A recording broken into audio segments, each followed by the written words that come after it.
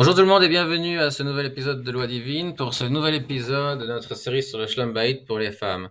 Et avant de commencer ce cours, je voudrais faire une petite introduction et répéter quelque chose que j'ai déjà dit. C'est la réponse à la question, mais pourquoi vous parlez tout le temps de divorce? Nous, on veut entendre des choses positives pour pouvoir améliorer notre vie de couple.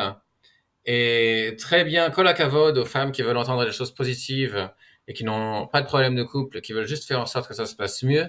Mais la réalité aujourd'hui, c'est qu'il y a beaucoup de couples où il y a beaucoup de problèmes et il y a beaucoup de couples qui en arrivent, chas shalom, au divorce. Et donc, mon objectif à moi, c'est d'empêcher qu'il y ait des divorces, hein. Pas forcément d'essayer d'améliorer les foyers où ça va déjà bien, d'accord? Mais d'éviter les divorces. Et ces cours-là ont un effet positif sur tout le monde, et donc même si c'est un petit peu désagréable à entendre peut-être, eh bien c'est quand même positif d'entendre ces cours-là. Et la raison pour laquelle on parle tellement de divorce, c'est parce que la seule chose qui protège le couple, c'est de mettre des barrières et des garde-fous euh, sur pour protéger leur couple. Et le garde-fou principal, c'est donc les, les difficultés que Dieu a mis et Chazal face au divorce. Il y a des difficultés qui sont halachiques, il y a des difficultés qui sont euh, metsiotites, de la réalité, de la vie. Et donc, il faut prendre conscience de ces réalités pour avoir une peur terrible du divorce, afin de se dire que il n'y a pas deux voies quand il y a un problème dans le couple. Soit je fais des efforts pour que ça s'arrange, soit je casse tout et je recommence après ou je me débrouille autrement. Mais de se dire, j'ai une seule voie devant moi. C'est de faire en sorte que mon mariage s'arrange. Et donc, comme j'ai que cette voie-là devant moi, ben, je vais tout faire pour réussir, parce que j'ai pas le choix. Et donc c'est pourquoi il est extrêmement important de parler de divorce. Et, et beaucoup de gens qui disent mais moi j'ai pas envie d'entendre parler de divorce, c'est souvent simplement de l'hypocrisie, parce que quand il y a un mariage, ben, les femmes sont pas prêtes à laisser tomber la signature de leur khatan sur l'aktuba. Et l'aktuba c'est simplement un engagement du mari à comment on appelle ça, s'imposer des détriments personnels si jamais il divorce sa femme, pour réfléchir à 7 fois si jamais il lui passe dans la tête l'envie de divorcer sa femme. Et la femme, c'est important pour elle qui signe ça. Et donc, si le divorce c'était quelque chose duquel on ne voudrait pas entendre parler, eh bien, les femmes seraient mévatérettes, laisseraient tomber l'aktuba et se marieraient sans ktuba, puisqu'aujourd'hui, c'est plus une obligation l'aktuba depuis qu'on ne peut pas divorcer une femme sans son accord. Donc, ça, c'était l'introduction. Et donc, le sujet du cours, c'est est-ce que le Sefer Kritut, ce qu'on appelle autrement le get, ou le document de divorce, euh, sépare entièrement entre l'homme et la femme, entre les deux époux, entre le mari et sa femme. Et donc, d'abord, des mots positifs d'entrée. Euh,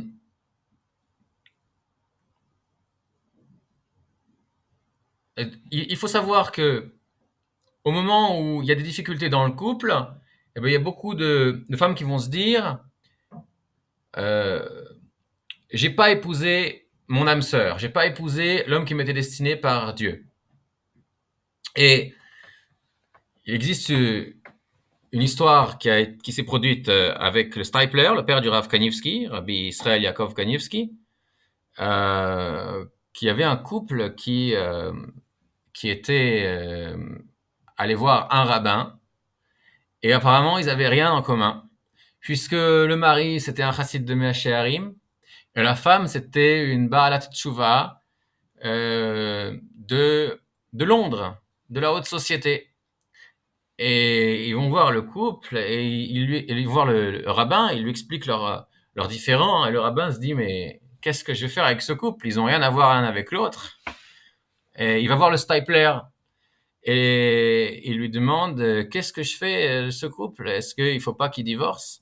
Et le Stipler lui répond Minastam, s'ils sont passés tous les deux sous la choupa, eh bien, il semblerait qu'ils sont faits l'un pour l'autre.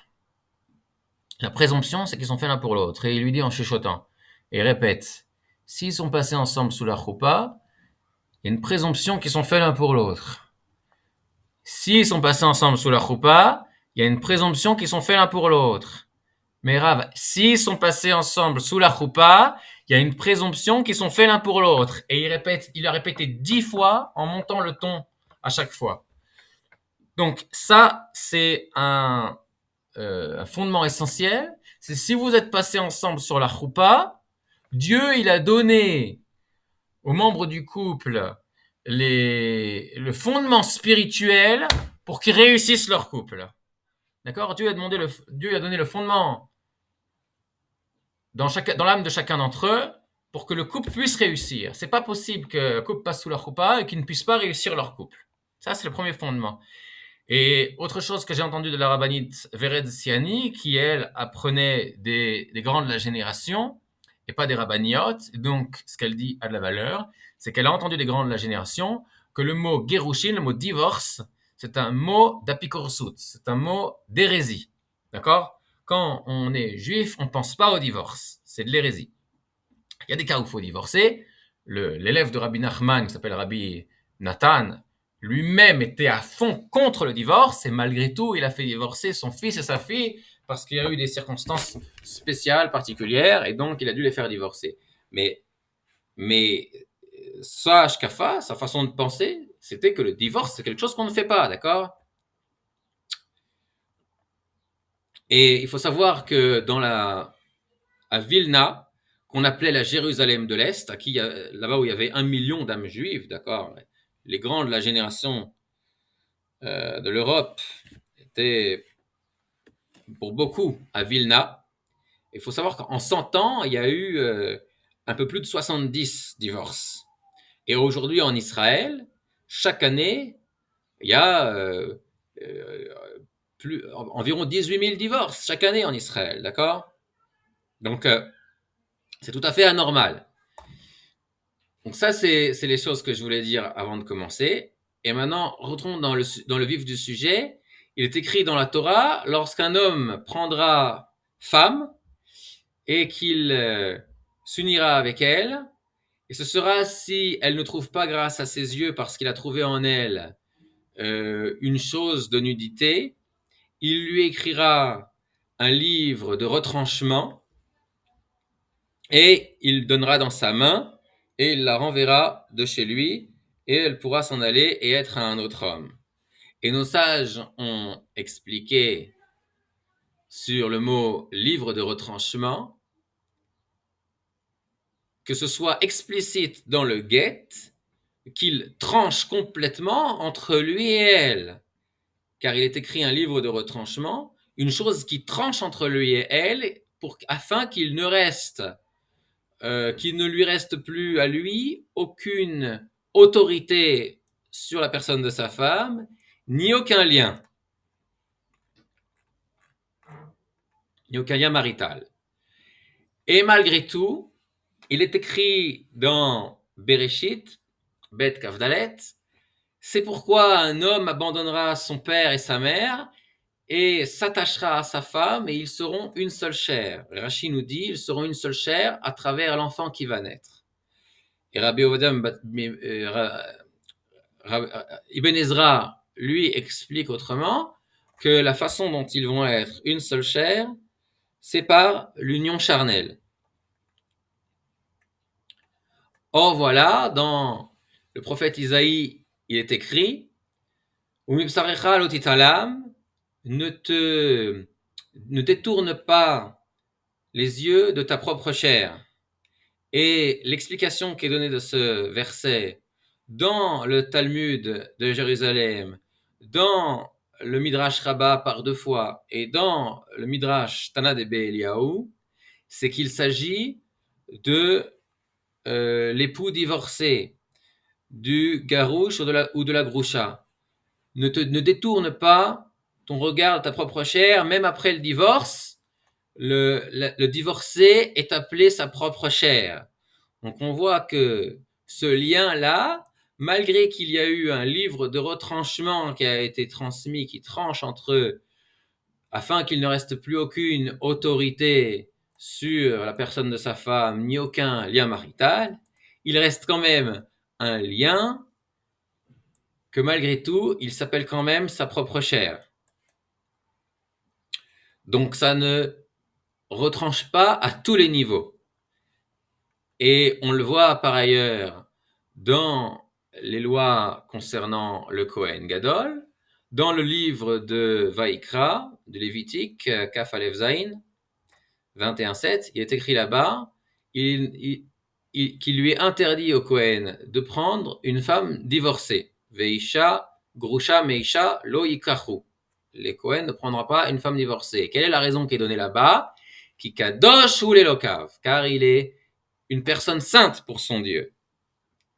Et donc, on voit que c'est quelque chose de spécifique au Kohen, qu'il doit avoir un niveau de sainteté spécial, et c'est pour ça qu'il n'a pas le droit de prendre une femme divorcée. Malgré tout, il est écrit aussi dans le Lévitique Yud-Tet Bet 19.2, Daber el kol adat bnei Israël, ve'amarta elehem kdoshim tiyu, ki kadosh ani Adonai Elohechem. Tu parleras à toute l'assemblée du peuple juif, des fils d'Israël, et tu leur diras, vous serez des gens saints, car je suis saint, moi l'Éternel votre Dieu. Donc on voit ici qu'il y a une mitzvah, une ordonnance, pour tout le peuple juif de se comporter avec sainteté. Et qu'est-ce que ça signifie se comporter avec sainteté? Rashi nous dit d'être séparé des interdits sexuels et de la faute. Et le Ramban nous explique autrement qu'il s'agit de s'éloigner des choses permises, ne pas se permettre de se comporter de façon débauchée dans ce qui est permis par la Torah, et de s'éloigner même des choses permises. C'est ça l'interprétation du Ramban. Et donc, on voit ici que pour tout Am Israël, même si la femme divorcée est permise, il y a une recommandation dans Soyez des gens saints de ne pas épouser une divorcée, même si ce n'est pas une obligation, puisque les Israël, ceux qui ont tout simplement le statut d'Israël et pas de Kohen, ce sera un libre arbitre pour eux de décider dans quelles circonstances et comment ils vont se comporter avec plus de sainteté. Ils ont plusieurs options. Mais on voit ici que le fait de ne pas épouser une femme divorcée, c'est quelque chose qui amène de la sainteté. Et dans le traité Psachim, 112a, il est écrit là-bas, Rabbi Akiva a ordonné à Rabbi Shimon Bar Yochai, lorsqu'il était en prison, plusieurs choses, et une d'entre elles, c'est ne cuisine pas dans la casserole dans laquelle a cuisiné ton prochain. Qu'est-ce que ça veut dire?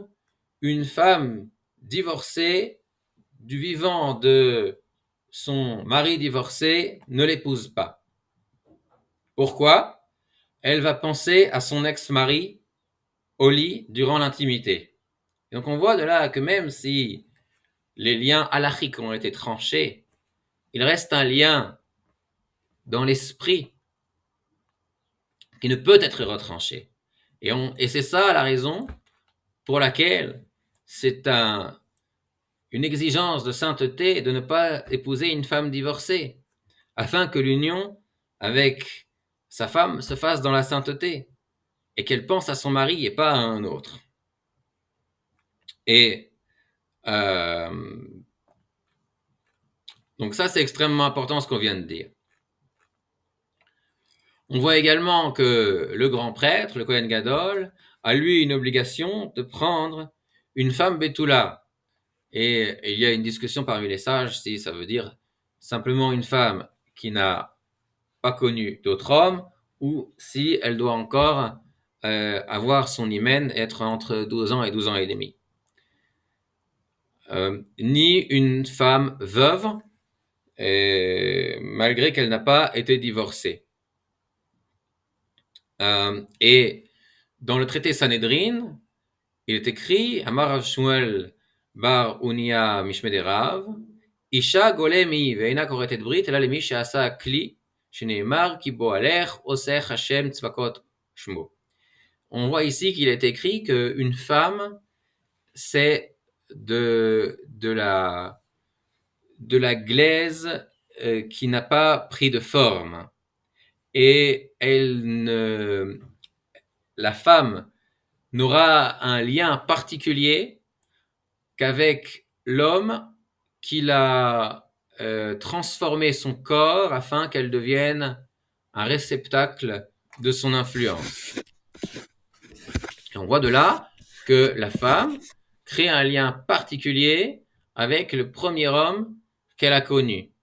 Et que ce lien-là ne peut pas être reproduit avec le deuxième homme qu'elle connaîtra. Donc ça, c'est extrêmement important et ça explique ce qui a été dit plus haut également. D'accord ? Et ça explique également pourquoi le Kohen Gadol, le grand prêtre, doit prendre une Isha B'tula, une femme qui a encore son hymen, puisque il y a plusieurs explications, donc parmi les sages, si c'est la brisure de l'hymen ou si c'est le fait d'avoir été le premier qui a eu une union avec elle, qui va créer ce lien particulier, mais on voit de là que malgré qu'il y a plusieurs niveaux, eh bien, cette action-là va créer un lien particulier entre le mari et sa femme. Donc jusqu'à présent, ce qu'on a vu, c'est les raisons pour lesquelles un homme, pour se protéger lui-même et éviter de se causer à lui-même du dommage, doit éviter de prendre une femme qui a connu un autre homme.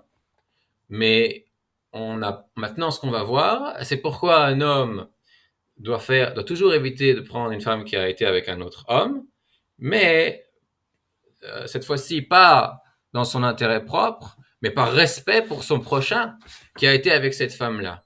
Comme on le voit dans les lois concernant les rois, d'accord, Ilchot Melachim, dans le Rambam, au 2e chapitre, première halakha, il est écrit là-bas, on doit faire un grand honneur au roi.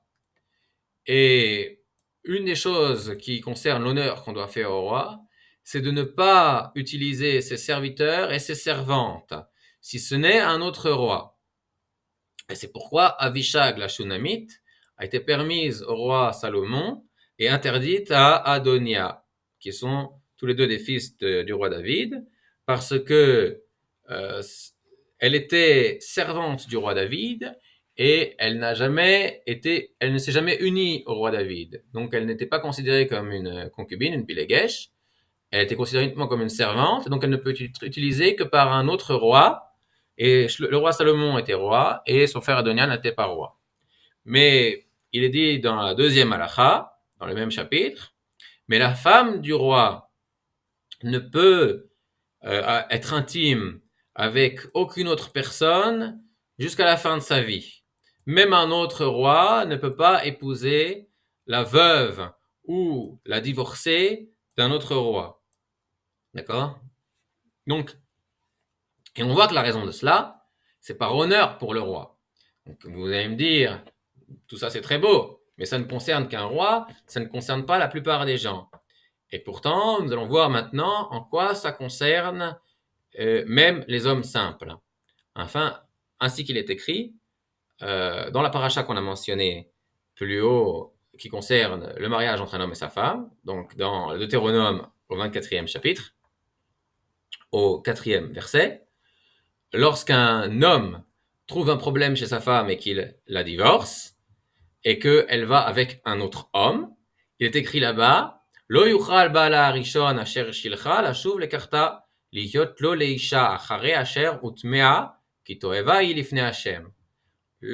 Son premier mari ne pourra pas la reprendre, celui qui l'a renvoyé de chez lui, il ne pourra pas reprendre cette femme après qu'elle ait été avec un autre et qu'elle se soit impurifiée. Ceci est une toeva, comment on appelle ça, quelque chose de répugnant aux yeux de Dieu, de reprendre sa femme après qu'elle ait été avec un autre. Et le Ramban nous explique qu'après qu'elle ait connu un autre homme, elle est considérée auprès de son premier mari comme impure. C'est-à-dire, il y a un dégoût naturel qui s'installe chez l'homme du fait que sa femme ait été intime avec un autre homme. Et bien que ça a été dit ici dans le cadre d'un mari qui a déjà connu cette femme-là, et il est évident que la raison, ce qu'on voit ici, c'est que son premier mari, il va avoir de la haine pour elle, qu'il ne pourra pas s'empêcher de ressentir du fait qu'elle a été avec un autre homme. Ça va le dégoûter. Et donc, il ne pourra pas y avoir d'amour. C'est pourquoi il lui a interdit de l'épouser.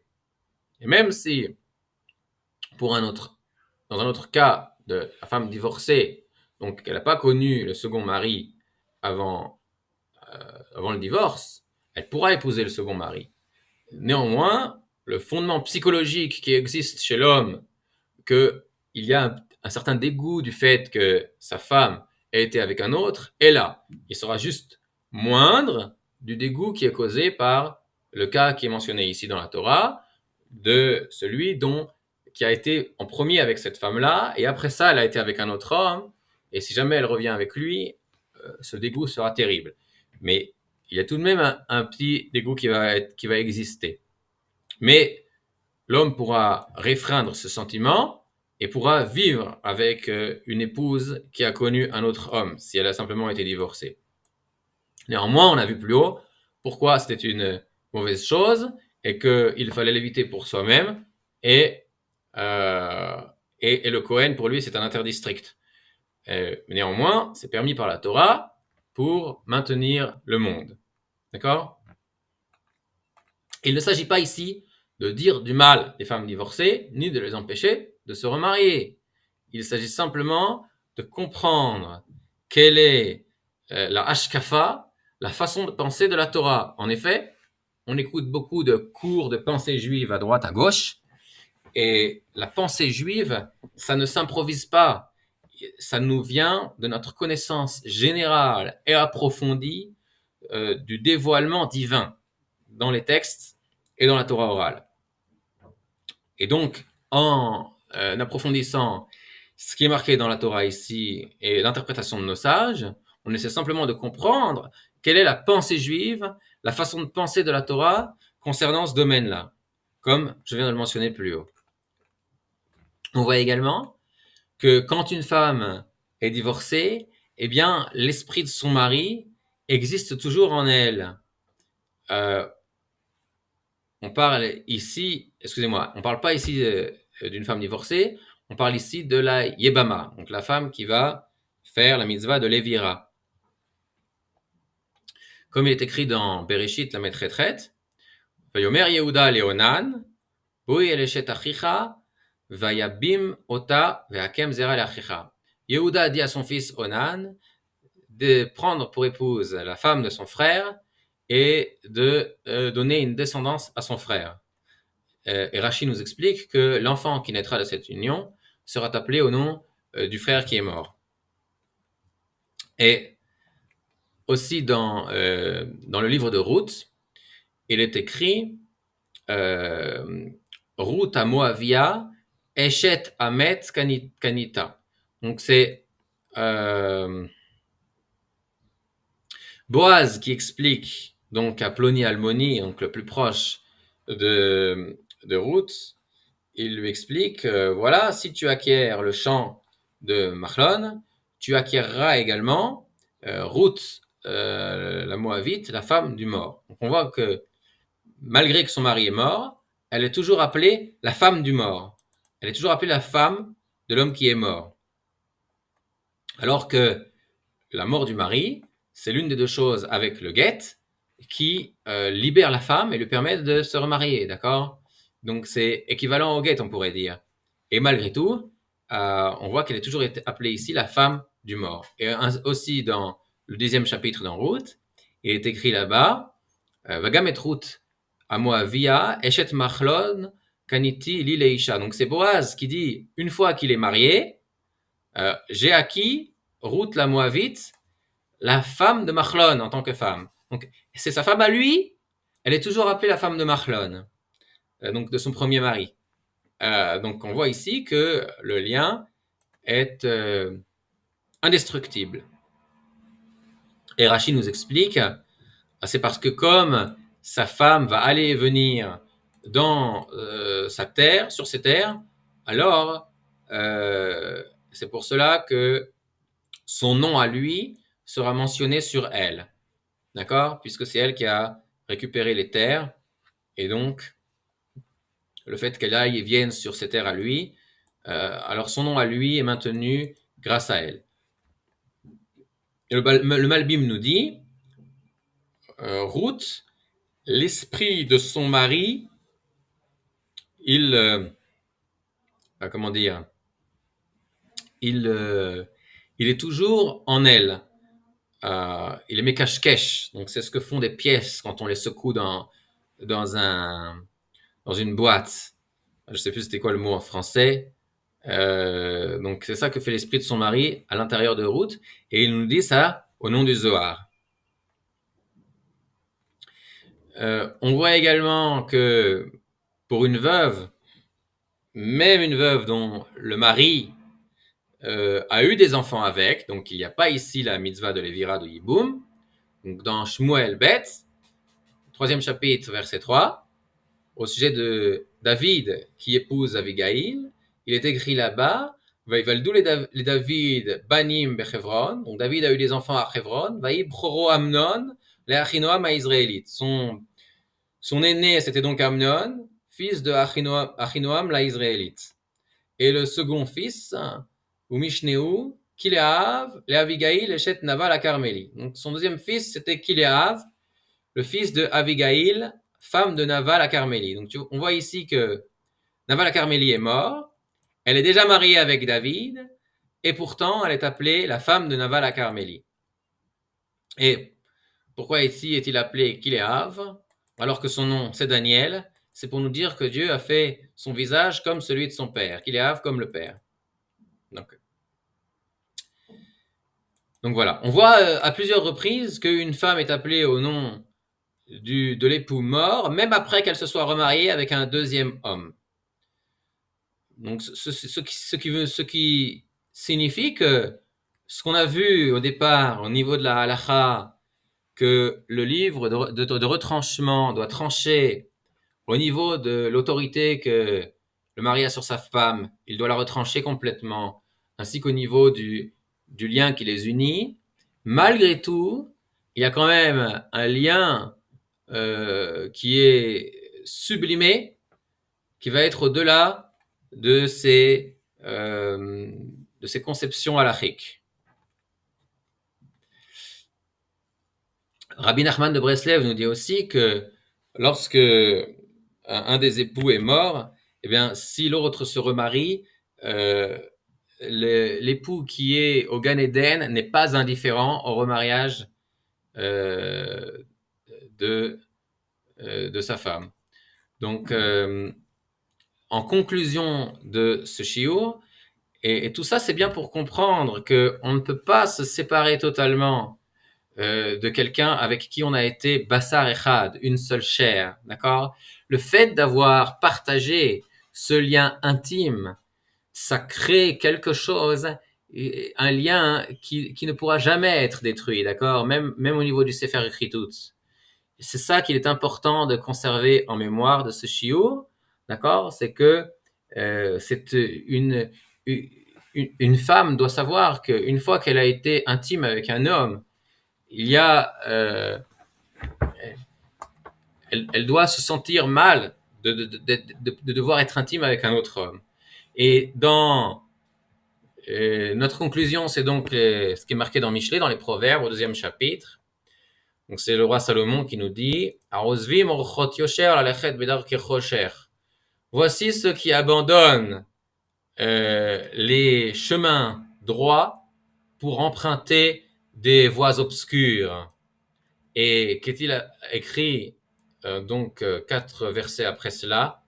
La femme qui abandonne le champion de sa jeunesse et l'alliance de son Dieu, elle a oublié. C'est-à-dire que le fait qu'elle se soit mariée avec cet homme-là, c'est une alliance qu'elle a conclue également avec Dieu, de rester avec lui. D'accord? Si elle quitte le champion de sa jeunesse, parce que l'homme qu'elle a épousé en premier, elle ne peut pas dire autrement. Quand elle l'a épousé, c'était un champion pour elle. Sinon, elle ne l'aurait pas épousé. D'accord? Si elle le quitte, c'est l'alliance qu'elle a conclue avec son Dieu dans ses Kiddushin qu'elle a oublié.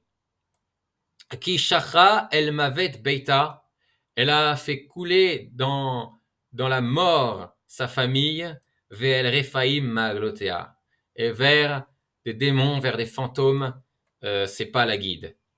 Ça, c'est donc la conclusion de notre cours, et on se revoit au prochain épisode. Mettez un pouce, envoyez à une connaissance et mettez un commentaire.